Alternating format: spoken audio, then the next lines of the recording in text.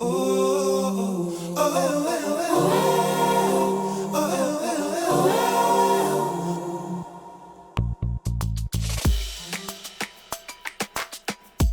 just for background, by the way, to the guys who are watching, I'd like to ask you to tell the audience how you heard about Sauti Sol.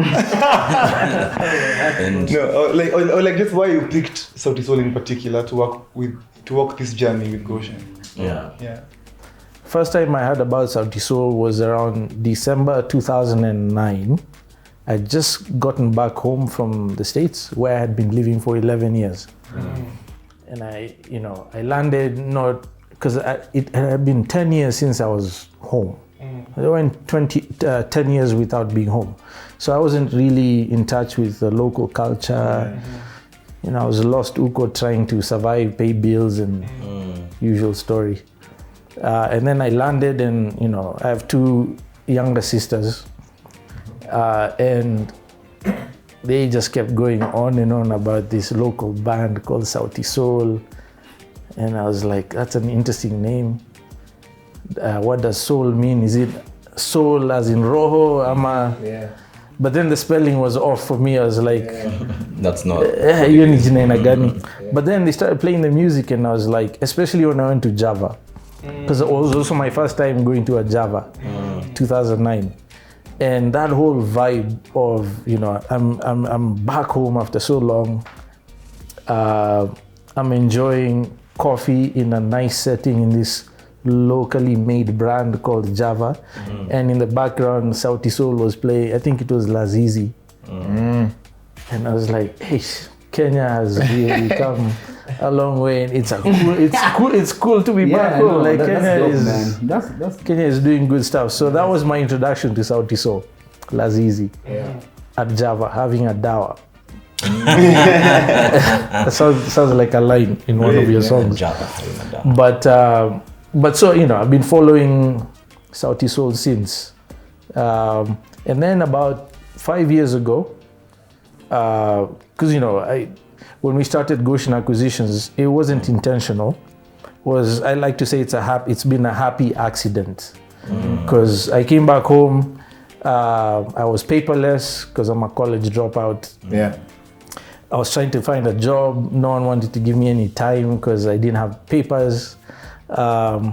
And then, just got married. Everyone in their show would tell us about how they bought a piece of land somewhere. And then 3, 5, 10 years later, it's worth, several times what they paid.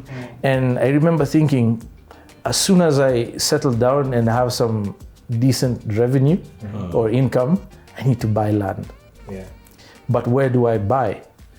I hear guys get conned all the time. But I wasn't as afraid as most people because I used to flip houses in the States. So I was a bit familiar with what real estate investment was about. So, a friend of mine recommended we start in Konza. We had to buy more than we needed because those are the minimum sizes. So a bunch of friends lent me their savings and we bought our first 15 acres. And the idea was, as soon as I buy, I'll subdivide, sell what I didn't want to keep or what I didn't pay for with my own contribution and give them back their chums. And then, 18 months went by and President Kibaki broke ground at Konza and everything went crazy. Crazy, can you imagine? And we were selling for several times what we paid for the land because everyone and their shows again were coming to buy. And we're like, wow, that was interesting. Let's press repeat. And that's how Goshen was born. Our lawyer said, listen, if you're going to do this again, register a company, do it right, because it's an obvious commercial activity. So Goshen Acquisitions was born, and that became my full-time job, even though I had a border business on the side. What? Oh, did you? Yeah, man. Allah!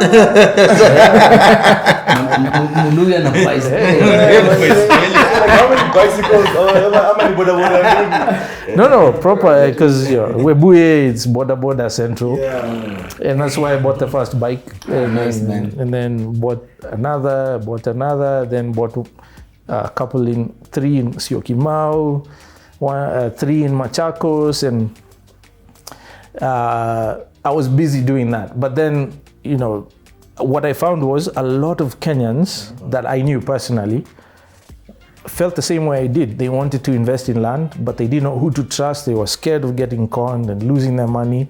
So our 15 acres was mostly sold to friends and family, because their thing was, we know where you live, we know your parents are. Anything goes wrong. If anything goes wrong, we know whose neck to come after. So the whole trust thing became an important consideration.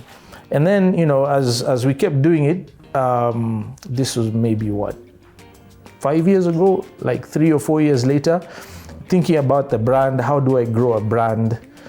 Because, you know, it's something we're really passionate about. I'm back home in Kenya. I've settled. I have a family, looking to secure our financial future and that kind of thing. How do I grow my brand? What do we want our brand to be associated with? And I just had this idea in my mind. We need a sound, because when we do ads, I don't want to license random sounds from the internet. Yeah, because when we started the YouTube channel, I learned a lot through that process. But then I remember watching one random video on Facebook about some Asian guys building underground bunkers, and then the music bed was exactly like one that A-Star had used on.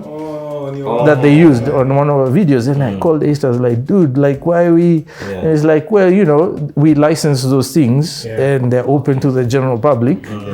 And that's, then you have to make one for yourself. Exactly. So I was like, we need our own sound. Yeah. And so I had actually asked George Kagwe, can you put me in touch with Sauti Sol? Yeah. and I asked Georgie, a beautiful human being. Yeah, it's great. Yeah. So George sent an email, I think, to Marek, your former manager, but we didn't hear anything back. And we assumed, okay, I guess we're too small, we're too ratchet to be associated with Sauti Sol. But the reason for me was we needed our own sound. It needed to be authentically Kenyan. It needed to be representative of our own aspirations. We wanted to be cool. Every brand does. You want to be uniquely cool, reaching out to the future. And my idea was, we want that sound like Coca-Cola. 100 years later, you hear the tune, always Coca-Cola, and it's cross-generational. And it's something we can build on as a brand. And so that's why, you know, we thought we really need to get a hold of Sauti Sol and convince them to do a sound for Goshen Acquisitions, the sound of Goshen Acquisitions. Yeah. And that's how the journey began. Took 3 years. Yeah. Oh, wow. The Israelites were lost in the desert for 40 years. So 3 years. 3 years is like Yeah, and it all came together last year. Yes. We had our first meeting, and you guys knocked it out of the park. Yeah. You captured the essence of this aspiration, this common aspiration we all share as Kenyans around land ownership, which I think is actually very uniquely Kenyan. And I can proudly say now that we have the sound of Goshen Acquisitions. Wow. Honored. The sound of Goshen, though, is not one song. You know, we're gonna have to just like sit down and make more music for Goshen. For sure. You know, like A Goshen template. needs a song. Needs an album. For us, you know, we've been singing for quite a while, and most of the money we ever made in our career was invested back into our music. And we did not invest in land because we don't believe in it, but it's also just we thought we have to secure the bag. Or rather, like, secure our craft first. Yes. Before now, we invest in our craft, so before we are able to now venture into new worlds.